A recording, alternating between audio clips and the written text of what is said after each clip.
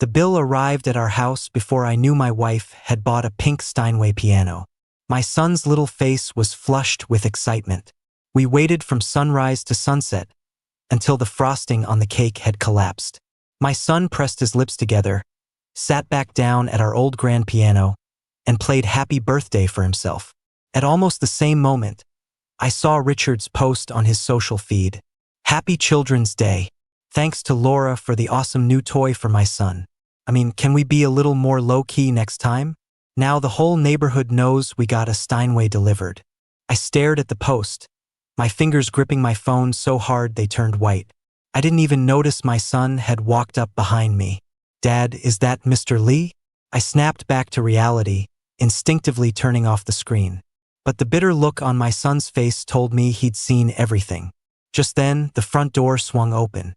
Laura walked in, looking rushed. The smile hadn't quite left her face yet as she feigned annoyance. Did the birthday party start already? Why didn't you wait for Mom? Well, no birthday present for you, then. My son, who had been staring at the floor, suddenly looked up, a glimmer of hope in his eyes. I found myself looking at Laura, too, a small part of me hoping maybe Laura bought 2 pianos. One for Richard's son as a Children's Day gift, and one for our son for his birthday? But in the next moment, my son and I were both let down. Laura pulled out a custom-made children's watch with a spaceship design on the face. Dino, what do you think? Do you like it? My son forced a smile, took the watch, placed it on the sofa, and mumbled a dry thank you. Laura turned to me, clearly displeased. What's with him? I rushed to pick up this watch after working late, then hurried back to celebrate with him. Why the long face? My son's voice trembled. You promised you'd get me a piano. Laura unbuttoned her coat, growing impatient. Just because you didn't like your birthday present? We're spoiling you rotten. All right, it's not like we can't afford a piano. I'll have your dad take you to buy one tomorrow. Okay? No, that wasn't it. My son wasn't throwing a tantrum. He just wanted a piano for his birthday, from his mother. And this one little thing, Laura had pushed off year after year, always forgetting. If she were just busy, I could let it go.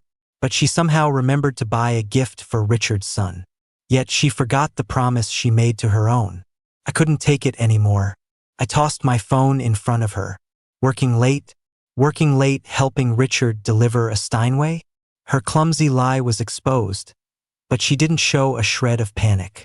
She adjusted her glasses and spoke with a hint of exhaustion. Daniel, not this again. I told you, Richard and I don't have that kind of relationship. I don't owe him my heart. I owe him my life. Laura had been saying the same thing for years. I'm just paying a debt. Don't overthink it. I'm just making up for the motherly love his son is missing. When pressed, she would add, if I hadn't insisted on marrying you and breaking our engagement back then, he wouldn't have ended up where he is today. What more do you want? Laura and Richard were childhood sweethearts, engaged since they were young. They were on the verge of getting married. But then, at a concert, Laura met me.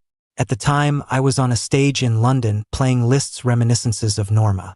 It was love at first sight for Laura, and she pursued me relentlessly. She even broke off her engagement. As fate would have it, disaster struck the Lee family. After Richard's engagement was called off, his family's company ran into serious trouble and was on the brink of bankruptcy.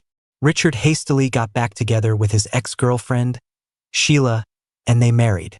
A few years into the marriage, Sheila was killed in a car accident while signing a contract in Dallas on Laura's behalf, leaving Richard alone with their young son, Zach. There was no inheritance, it had all been picked clean. From that point on, Laura's guilt reached its peak. For a while, she could barely bring herself to see Richard. She'd lock herself in the study, repeating over and over, "It's my fault. It's all my fault. I was the one who pulled her out of that darkness." But right now, I was starting to think it would have been better to let her rot in it. Because after that, Laura began trying to make it up to Richard and his son, until she crossed a line. And the one crossing, it didn't seem to care at all. Just like now, she still thought this whole thing was just me being jealous. She threw out a "don't drag the kids into adult matters" and went back to the study alone.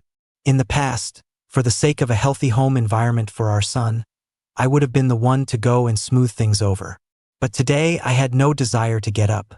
I just motioned to my downcast son. Dino, you haven't opened Dad's present yet. The moment he opened it, a gasp of amazement escaped his lips. He was instantly happy, bouncing over to me and asking cautiously, Dad, is this real? In his hands were a few old, worn sheets of paper. The musical staff was messy, covered in smudges and crossed-out notes.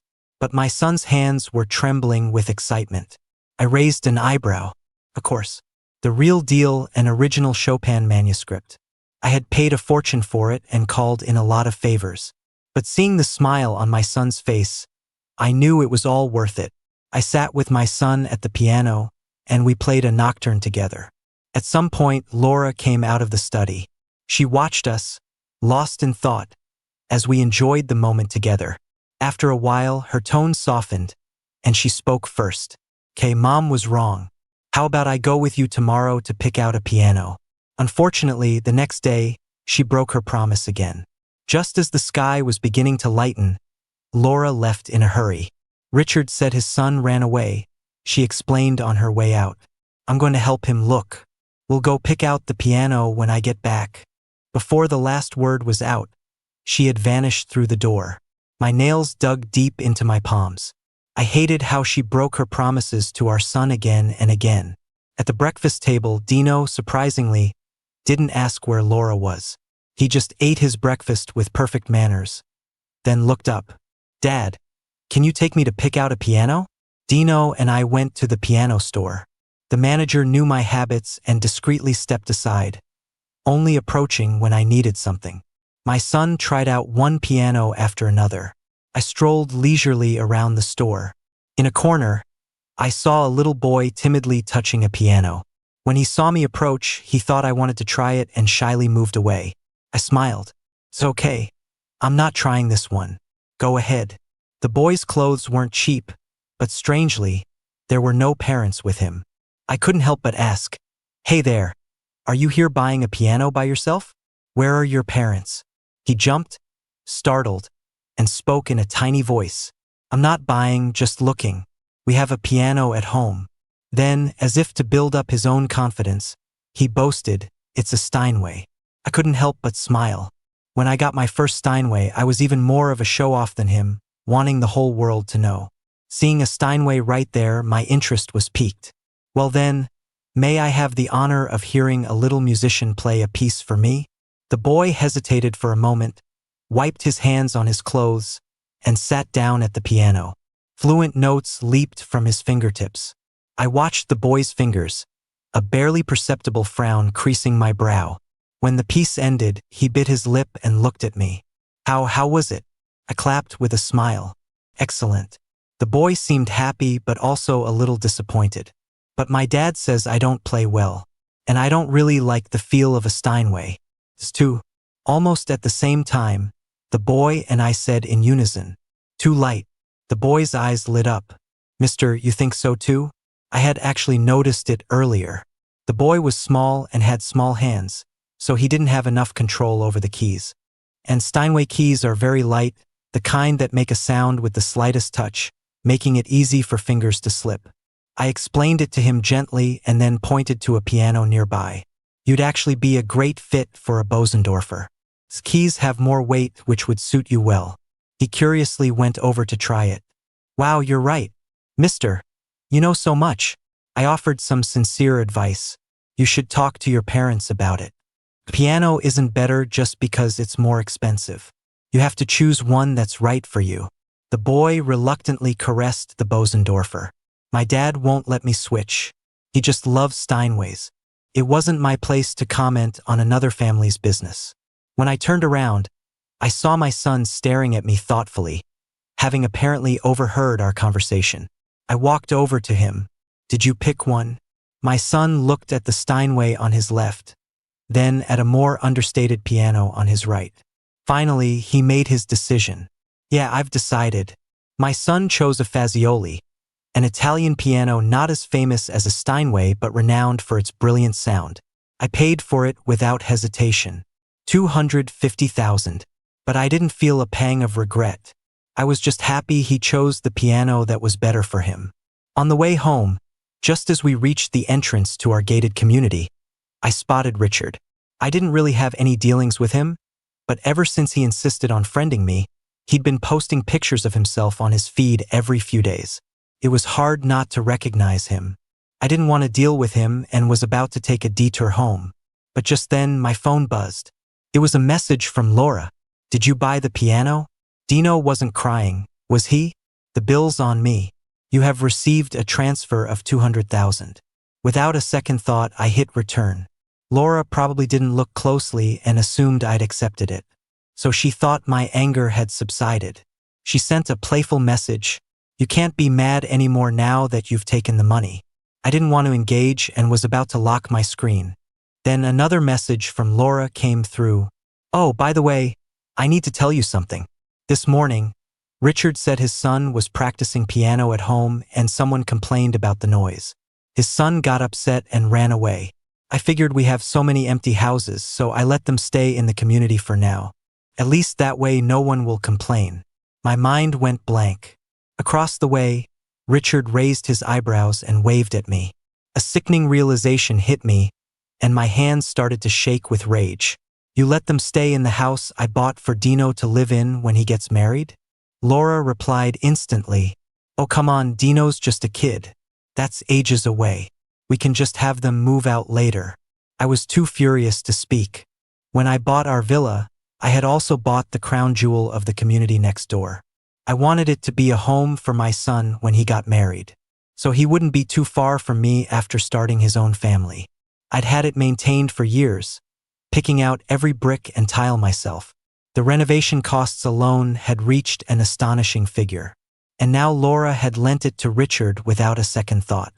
I replied to Laura, "Get back here, now, or you can take Richard and get lost on the other side of the planet."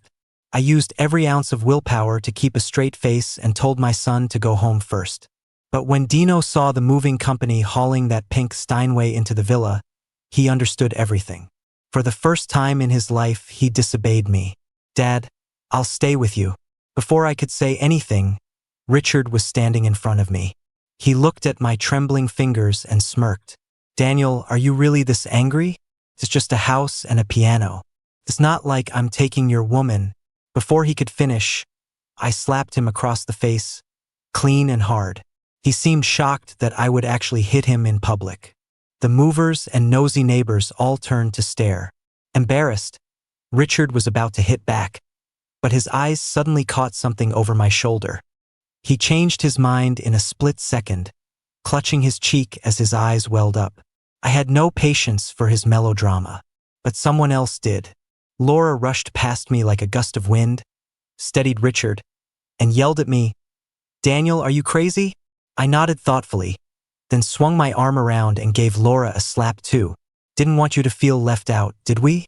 I've never seen someone cheat on their husband and use their son's future home to house their boy toy. Guess you haven't been hit enough." My voice was loud, and everyone present heard it clearly. Instantly, 100 complicated looks fell on the two of them. Laura, who cared deeply about her image, couldn't be bothered with anything else.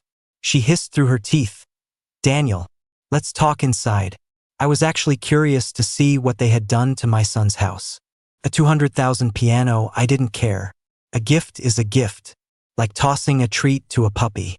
But a 30 million house, whoever dared to live in it, I'd destroy them. Laura dispersed the crowd of onlookers. The four of us walked into the villa.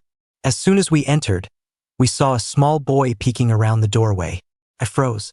It was the boy from the piano store this morning. What a coincidence. The last time I saw Richard's son was at his mother's funeral. He was just a little kid then, and since that day, Richard had never posted a single picture of his son. Even on posts about his son, he would only post pictures of himself. Richard motioned to the boy. "Zach, come here. Your Aunt Laura is here again." He deliberately emphasized the word again, as if to prove a point. I'm no saint. I couldn't just feel nothing toward Richard's son. Remembering our pleasant chat that morning, I couldn't stop a bit of venom from seeping into my voice. What a damn shame. The boy, who had been watching me cautiously with a hopeful smile, turned pale. Tears welled up in his eyes, threatening to fall. Laura frowned at me. Daniel, where are your manners? Richard seemed determined to play the opposite role. If I was petty, he would be magnanimous. Well, now this must be your son, Dino, right? First time visiting Uncle's house. Make yourselves at home. Tell the housekeeper what you want to eat. Great. He really knew how to dance on my last nerve. So I didn't hold back. Your house? Great. I'll sell it to you for 30 million. Cash or wire transfer. Laura, seeing I was on the verge of exploding, tried to smooth things over. Dino, take your little brother upstairs to play. The adults need to talk. My son didn't move. He looked at me, and only when I nodded did he get up and head upstairs. Zach followed behind him like a timid little shadow. Once the boys were gone, Laura looked at me with disapproval. Our son is here, so I'm giving you some face and not calling you out. But look at you today, you're acting like a madman. So what if they're just borrowing it for a few years? Then, as if worried she'd been too harsh, she added playfully, I'm all yours, so what is there to worry about? I let out a cold laugh. Don't bother. You only give me the things that aren't worth anything. Laura didn't want Richard to see her red-faced and flustered. Richard tactfully got up, saying he was going to check on the kids, leaving Laura and me to stare each other down. There was nothing left to say. The conversation quickly went cold. Just as I was losing patience and about to call the police to have Richard forcibly removed, his housekeeper ran over, looking panicked. Mr. Lee, that pink piano has several huge scratches on it. Soon, our son and Zach were called down to the living room. Richard, his meaning clear, complained pointedly, Laura, I told you that you need to treat them both equally. What kind of mother are you? Your own son doesn't even have a Steinway yet, but you went and bought one for Zach first. See? Little kids have feelings too. His words all but declared that my son had destroyed the piano out of jealousy. I stared at him coldly. Say one more word, and I will personally track down every last cent Laura has ever spent on you. Richard opened his mouth, as if to retort, but Laura cut him off impatiently. That's enough. Both of you just stop. Richard's eyes immediately turned red. But this time, Laura didn't rush to comfort him as she usually would. Instead, she looked sternly at our son. Dino, were you being naughty just now? Just admit you were wrong and it'll be fine. Dad, Mom, and Uncle Richard won't be mad at you. Before she finished, our son's eyes widened in disbelief. His lips trembled. Mom, you don't believe me either? Laura tried to coax him. What has Mom taught you? A good boy is one who can admit his mistakes and correct them. Tears streamed down our son's face. I couldn't take it anymore. All this time, I thought Laura was, at worst, just a little too nice to everyone, spreading her warmth around. Now I knew her warmth was only ever for outsiders. I pulled my son behind me. Enough. You're so full of crap. We're getting a divorce, Laura. At those words, everyone in the room reacted differently. My son's eyes widened as he looked at me, but he didn't object. Richard had a look of unconcealed glee on his face. Laura just stared at me, stunned. Took her a moment to find her voice. Daniel, I wasn't saying it was your failure as a parent. It doesn't have to come to this. I cut her off. You're right. My parenting isn't a failure. My marriage is. My words hit a nerve, and Laura looked embarrassed. Since she didn't dare yell at me, she turned to our son, her voice sharp. Look at what a mess you've made over this little thing. Tell your father to stop this nonsense right now. My son's voice trembled, but it was firm. My dad isn't making a fuss, and this isn't a little thing. I didn't do it. You can't frame me. He pointed at Zach. I was with him the whole time. He can vouch for me. All eyes in the room turned to Zach. I couldn't help but sigh internally. Richard took a few steps forward and pushed Zach into the middle of the room. Well, what did you see? Zach recoiled, trying desperately to back away, but Richard's fingers dug into his shoulder, refusing to let go. Zach looked from one person to another. After a long moment, he lowered his eyes. I don't know. I went to the bathroom for a minute. I didn't see what happened. Richard was clearly not satisfied with that answer. Our son stared at Zach in disbelief. You're lying. You were right behind me the whole time. I patted my son's shoulder reassuringly, signaling him to stop. Laura looked at me as if she had one. I say we just drop it. Come on, you two boys shake hands and this will all be over. I let out a cold laugh. Laura, I think you're mistaken. Do you really think I care about the truth? You bought that piano with marital assets, and this villa is in my name. Even if Dino did do it, what right do they have to demand a handshake and reconciliation from my son? Before I finished, my assistant walked in. Mr. Quinn. The moment it happened, I had called her and asked her to bring people over. Now, I gestured upstairs with my chin. Get that pink Steinway out of here, sell it, and donate the money to charity. Richard shrieked and lunged forward to stop them, but he was shoved aside. He could only shake Laura frantically. Laura, look at him. In the end, it's all about the money for him. But for once, Laura didn't side with him. Instead, she rubbed her temples tiredly. Daniel, let's talk. The atmosphere on the way home was heavy. Laura was the first to break the silence. She beckoned to our son gently. Dino, come here. My son instinctively looked at me. I neither nodded nor shook my head, leaving the decision to him. He hesitated, then walked over, a glimmer of hope in his eyes. Laura stroked his hair and said, surprisingly, you've been wronged, haven't you? Laura then tried to reason with our son in a tone of weary resignation. She said she knew he was innocent. She knew he'd grown up watching me, and we both had a natural respect for pianos, treating them as our partners.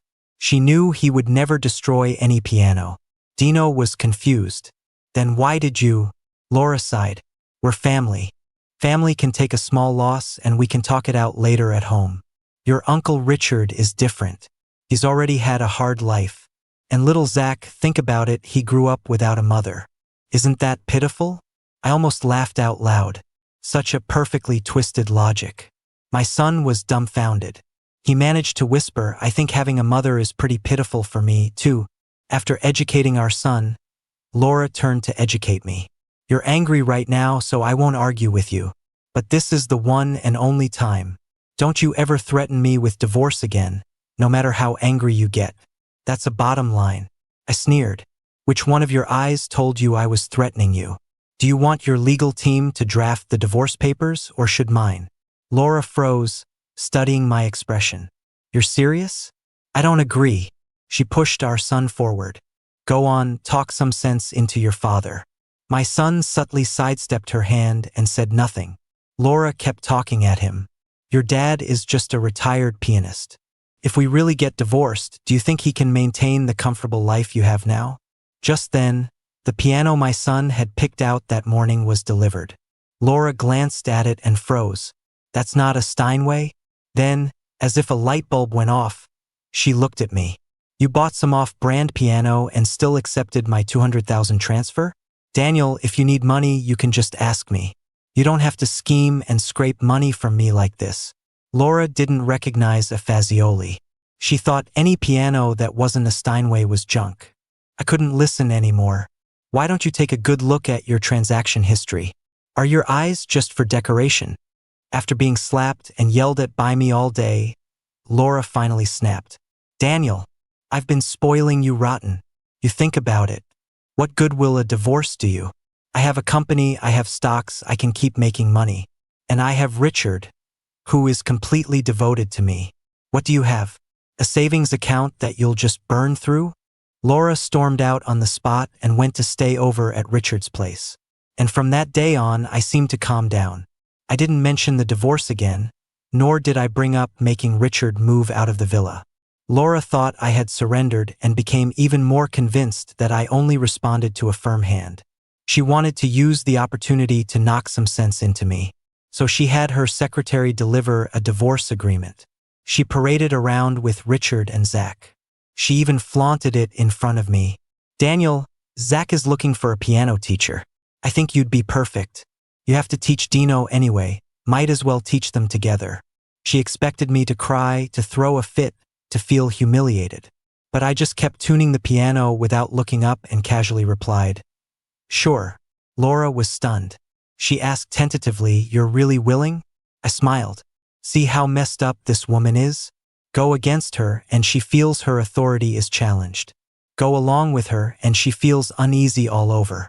Richard demanded I give the lessons at his house. The location was the villa I had bought for my son. I readily agreed.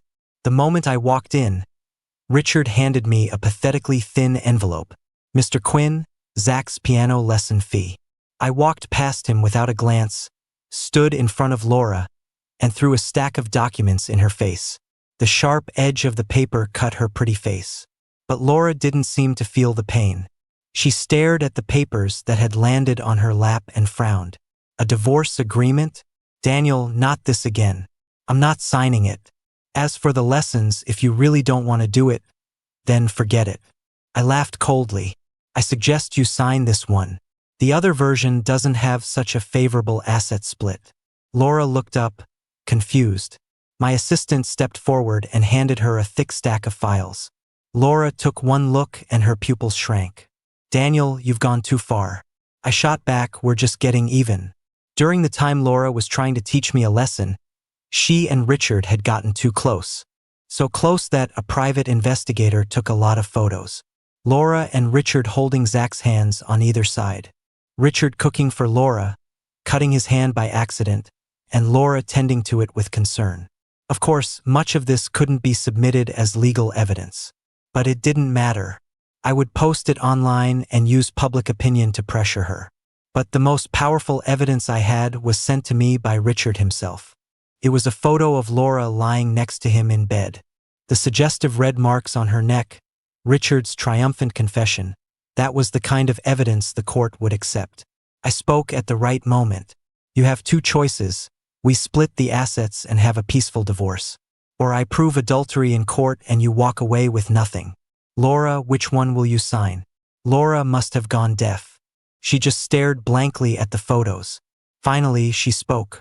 "Daniel, all this time you've been plotting against me?" I laughed, exhilarated. "What do you think?" Things went smoothly after that. Laura had to sign whether she wanted to or not. My assistant later asked me privately why I didn't just make her leave with nothing. I sipped my coffee while basking in the sun. First, when the money in your account reaches a certain point, it really is just a number. There's no need to waste energy fighting with her over a string of digits. Second, never back someone completely into a corner. If I had really forced her out with nothing, Laura wouldn't have let me live in peace either. This is the best outcome. We both cut our losses and draw a clean line. Keeps my mind clear and my blood pressure down. My assistant had a lesson learned expression and went back to handling the details. Meanwhile, my son practiced the piano as if he hadn't heard a thing. When I told him about my decision to divorce, he just said calmly, "I know." He didn't have much of a reaction. Now, I tried to talk to him. "Even though we're divorced, I've already agreed that she can visit you anytime. As long as you're okay with it." My son played the final note and answered with a question of his own. "Dad, why did you get a divorce?" I thought for a moment. Too many disappointments, I guess. My son smiled. "Me too." The day we signed the divorce papers, Richard was there. He was playing the part of the supportive spouse. He kept asking me how I was entitled to so much money. I found it amusing, because it was all my premarital property. As for the house I originally bought for my son, I found it tainted. I made Laura buy me out in cash. Laura couldn't come up with that much money at once and wanted to use company stock to cover it. I politely declined. Laura was incredulous. "This is worth much more than cash." I replied with a knowing look. "Not necessarily. I'm the kind of person who prefers cash in hand." Laura had no choice but to scrape the money together. She looked utterly defeated, but Richard was beaming. "Laura, this is for the best. It saves you from getting tangled up with him in the future." I don't know if it was my imagination, but Laura's face seemed to darken even more after he said that. The day we moved out of the villa, my son was in the passenger seat. "Dad, Zach is behind us." I glanced in the rearview mirror. The boy was jogging behind the car, waving at us, looking like he wanted to say something. I paused for a second, then hit the gas and sped away. The boy finally stopped chasing, standing there with his head down, looking dejected. My son wanted to say something but didn't. I kept my eyes on the road. You think I'm cruel? My son shook his head. I think he's pitiful. There are many pitiful people in the world. But if feeling sorry for someone else makes me feel bad, I'd rather be the villain. Life after the divorce was incredibly busy. My son went to a boarding school. I was busy starting a film and television music production company, specializing in movie scores. I'd been interested in this field for a long time, but I was always too busy helping Laura's company with business development to pursue it. Now, my dream was finally coming true. It wasn't easy at first. It was a new venture after all. But after 3 months of nonstop work, I finally got the hang of it. As it happened, the owner of a partner company invited me to a charity dinner. I agreed, thinking it would be a good opportunity to expand my network. But as soon as I arrived at the ballroom, I ran into Laura and Richard. Laura looked surprised. Daniel, do you need something from me? This isn't the right time. I'll contact you tomorrow. Her words left me speechless. I'd heard that Laura had been busy patching up financial holes in her company. Richard, meanwhile, had gotten his wish and finally married Laura. At that moment, Richard put his arm around Laura's, as if to claim ownership. Daniel, you need to remember your place. In that instant, I had an epiphany. The two of them were a match made in hell. Before I could say anything, someone came up from behind Laura. Professor Quinn, over here. Your seat is at the main table. I'll show you the way. I nodded elegantly. Thank you. Laura looked toward the voice and froze. Mr. Wallace? This is Laura Quinn. I don't know if you remember me, but we worked together for 5 years. I heard you weren't renewing our contract this year. I was wondering if there was some misunderstanding? If it's a matter of price, I can… Mr. Wallace cut her off. I heard you and Professor Quinn got divorced? Laura nodded instinctively. Mr. Wallace looked confused. Well, there you have it. Laura was about to lose her mind. She didn't understand at all. She looked completely bewildered. So, what does my divorce have to do with you not renewing the contract? Mr. Wallace chuckled. Because I only signed with you in the first place out of respect for Professor Quinn. I'm his biggest fan. Laura stared blankly at me. Dressed in a perfectly tailored black suit, I walked elegantly to the main table. At least half the people at the table stood up to shake my hand. People around were whispering. I heard Professor Quinn is planning a comeback. It's no wonder. So many industry leaders are his fans. With a network like that, it was a waste for him to be retired. Laura suddenly remembered that she never really knew the extent of my status in the music world. She had once jokingly asked if I had a lot of fans. At the time, I had laughed and said, not many fans, but they're all heavy hitters. Laura smiled through gritted teeth. The people at the main table were all major figures in the industry. Laura had worked with many of them before. She had thought it was her own competence that had earned their recognition. But looking back now, she realized they had all come because of me. Laura wanted to slap herself. In the 3 months since her divorce from me, her company had lost several major contracts. It was now struggling to stay afloat. To make matters worse, her professional life wasn't the only thing in shambles, her love life was a disaster too. After the wedding, Richard became a different person, a total control freak. Every time she spent money, he would interrogate her about it, telling her what she should or shouldn't have bought. Yet he spent money like water himself. He'd buy 5 or 6 limited edition luxury watches at once, spending over $1 million on the associated fees alone. He went to a golf club that cost thousands of dollars per visit every other day. Not only that, but he started trying to network on her behalf just like I used to. But those wealthy tycoons looked down on him, subtly and not so subtly putting him in his place. The more they did, the more Richard tried to suck up to them. He maxed out her credit cards, buying them expensive cigars and antiques, calling it a gesture of goodwill. Once you show enough sincerity, things will get done, he'd say. But they would take his gifts and then mock him for his tacky efforts behind his back. Laura was humiliated by association. Laura stared daggers at me and my son. Several times, Laura had tried to meet with him, but he always said he was busy. Now he was standing beside me, graciously greeting everyone. Then she looked at Zach, hiding behind her, who could only manage a sycophantic smile at everyone he saw. Suddenly, Laura was filled with regret. After the banquet, she made a point of sending Richard away so she could have a word with me. But she couldn't even get close. She was jostled around in a crowd of fans and reporters, pushed from side to side. My gaze swept over her, a derisive smile playing on my lips. Laura thought she must be going crazy. When I began a global tour, she bought a ticket to every single show. She followed me all over the world. I knew about it, but I didn't stop her. Laura secretly rejoiced, thinking I still had a soft spot for her. But after one concert, she went backstage with a bouquet of flowers, hoping to surprise me. Instead, she overheard me telling my assistant, "Don't worry about her. She'll stop when she runs out of money." Laura was incandescent with rage.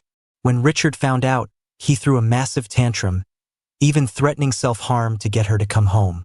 Laura had no choice but to book a flight back overnight. It wasn't that she was afraid of Richard dying.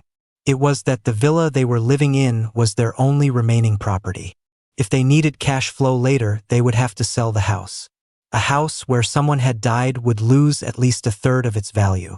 She felt a bitter resentment, wondering how she had managed to play such a good hand so badly. Late at night, listening to Richard's heavy breathing, she grew more and more agitated. Too many setbacks had worn away any trace of class Richard once had. Even though he was once a genuine rich kid, he wasn't fit to hold a candle to me now. At first, she took care of Richard out of guilt. But over time, she began to unconsciously compare him to me. Richard was passionate, I was reserved. Richard was proactive, I was calm. Even in bed, I was always silent and focused, nothing like Richard's variety of tricks. But now, seeing me, still shining so brightly after the divorce, she began to find Richard embarrassing. After the tour, I remained busy running my company, raising my son. But I also found time to become an honorary professor at the conservatory. Laura couldn't get into my company, but she could sneak into the conservatory and audit my classes. My voice was smooth and persuasive. Your choice of piece isn't about being as difficult as possible. If your execution is poor, it will also affect the judges' scores. She watched me, mesmerized. I seemed to be doing very well, even the corners of my eyes crinkled with a smile. She didn't know if we could ever get back together, but she wanted to try, so she started contacting our son frequently. Laura made a big show of buying a Steinway and having it delivered to our son's school. She thought he would be moved to tears, but he just looked at her with disappointment. "You don't even know if I play a grand piano or an upright." Laura finally learned that the piano I had bought for our son was far more expensive than a Steinway. She had been blind. She had thrown away a treasure. Laura asked Richard for a divorce, but Richard was not as dignified as I was. He clung to her like a madman. Later, when he saw that her mind was made up, Richard gave her a strange smile. "If you won't let me be happy, then you won't be happy either." He reported Laura to the police. He claimed that his late wife's car accident years ago was a hit and run that Laura had arranged. The police issued a bulletin for her cooperation, and she went into hiding. Only Laura knew the truth. Sheila had secured that contract. She had demanded a 50-50 split with Laura. But at the time, Laura's career was just starting, and she was desperate for money. So she came up with a brilliant idea. If Sheila had an accident, she naturally wouldn't be able to worry about the contract. But she never expected the driver to make a mistake and actually kill Sheila. With no way out, Laura decided to turn herself in.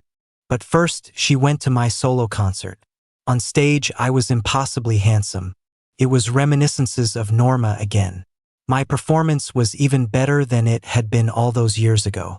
But Laura never expected Richard to suddenly rush the stage, a knife in his hand. He screamed at me, "Go to hell." I didn't even raise an eyelid, continuing to play with perfect composure. Without thinking, Laura lunged forward to shield me from the danger.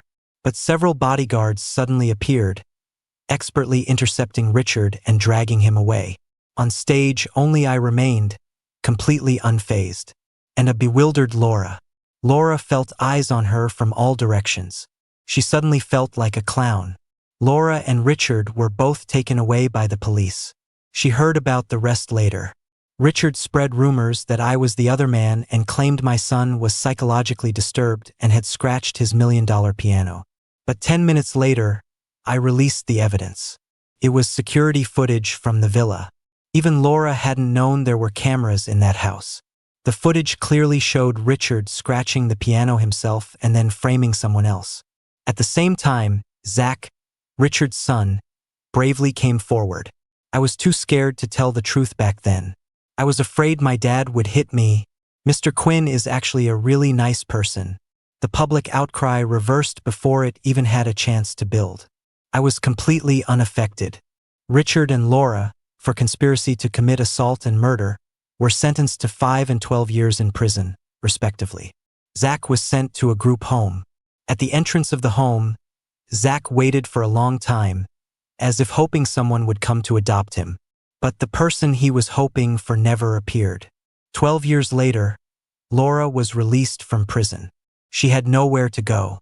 After Richard got out, he crossed some people on the street, got one of his legs broken, and then disappeared. Our son went abroad to study and had since become famous. And me, somehow, she found herself back at the conservatory. She guessed I would still be there. Through a crack in the door, she saw me, almost unchanged.